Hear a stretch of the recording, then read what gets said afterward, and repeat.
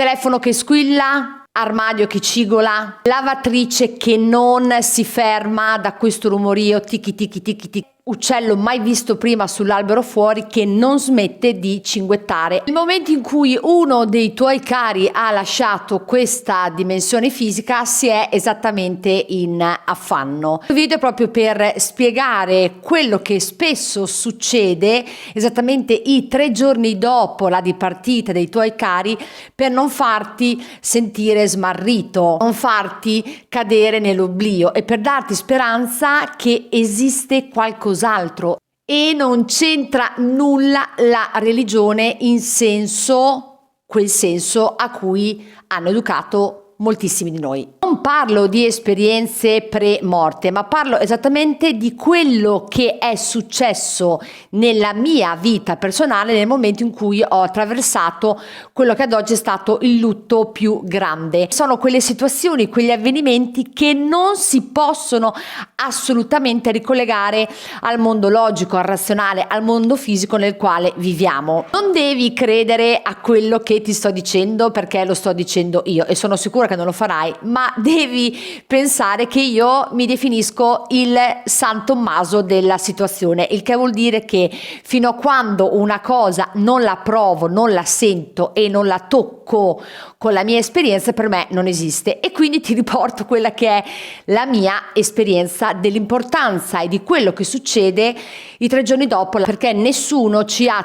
educato a pensare e a sentire e a sapere che nei 3 giorni successivi alla dipartita fisica loro sono ancora qui, e questa è una grandissima opportunità per rimanere in contatto, per aprire una porta speciale. Quando ho vissuto l'esperienza del lutto c'è stata solo una persona che non è assolutamente affiliata alla categoria e al gruppo religioso che mi aveva detto assolutamente di stare, come si dice, in campana per quello che sarebbe successo nei 3 giorni successivi e di accompagnare, stare in campana e quindi accompagnare la persona nel suo percorso di distaccamento. La prima cosa che in assoluto ho notato che è successa e che era chiaramente non visibile ma tangibile, che nei giorni successivi alla dipartita si ha questo, immaginati questo distaccamento di energia fortissima, il che vuol dire che la persona che ha vissuto in quella determinata casa sta staccando, immagina come un'ostura, un aspirapolvere, sta staccando la sua energia dalla casa dove ha abitato e questa energia piano piano sparisce.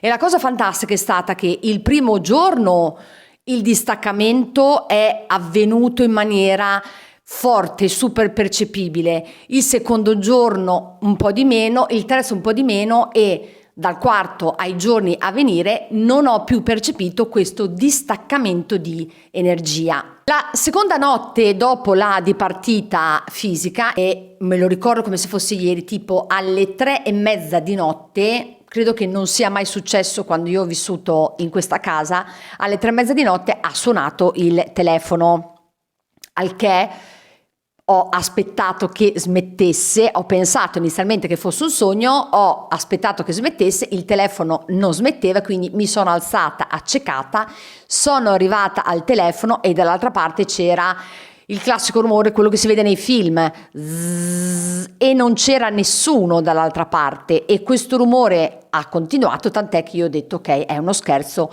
butto giù il telefono, torno a dormire. Tempo 3 minuti, risuona il telefono e questa volta anche mio babbo si è un po', come si dice in gergo, strizzato in mano e si è svegliato anche lui. Busto eretto, sono ritornata al telefono, ho nuovamente risposto e dall'altra parte c'era sempre lo stesso rumore. Ci fosse un'intermittenza per cui dall'altra parte non si sente quello che vogliono dire. È più successo questo evento del telefono che squilla negli ultimi 4 anni alle 2:30, 3 di notte? No, non è più successo. Mi piacerebbe sapere se anche tu hai avuto esperienze di questo genere, se per te è qualcosa di assolutamente nuovo, se ci credi. Sarebbe molto bello che tu lo condividessi attraverso i tuoi canali che possono essere WhatsApp o Telegram con una persona che pensi possa essere interessata a questo argomento. Non necessariamente bisogna attraversare un momento di lutto o averlo superato da poco. Sono informazioni che servono per farci capire, connettere, specialmente in questo periodo storico così importante, che c'è molto ma molto di più. La lavatrice, un elemento fondamentale nella vita della persona che nella mia esperienza ha lasciato questa dimensione fisica. Nel momento, e questo si è ripetuto forse per quasi 2 anni, tutte le volte che andavo al bagno, ma non perché dovessi caricare la lavatrice spenta, la lavatrice faceva il classico rumore come se ci fosse un ingranaggio inceppato, come se ci fosse qualcosa che non funzionava e che provocava il classico rumore. Adesso faccio che fatica a descriverlo. Ti. La lavatrice era rotta? No, la lavatrice andava benissimo e succedeva quasi sempre quando io passavo nel bagno. Quando io passavo nel bagno, perché dovevo andare a lavarmi i denti, dovevo andare al bagno.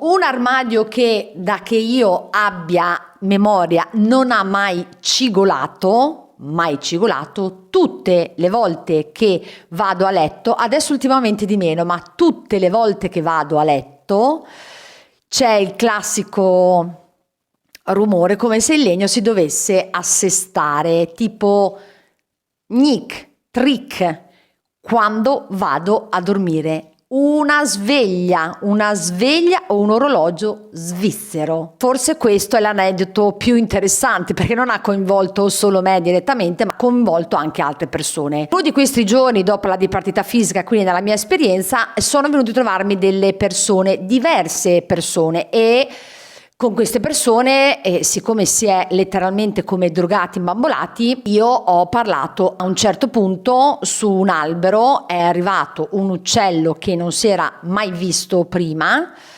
e ha cominciato, stiamo parlando periodo estivo, verso le 9:30 di sera ha cominciato a cinguettare, per cui non riuscivamo più a parlare. E tant'è che una delle persone che mi era venuta a trovare, la persona stessa ha detto: Madonna, ma questo uccello da dove arriva? Cosa ci fa qui?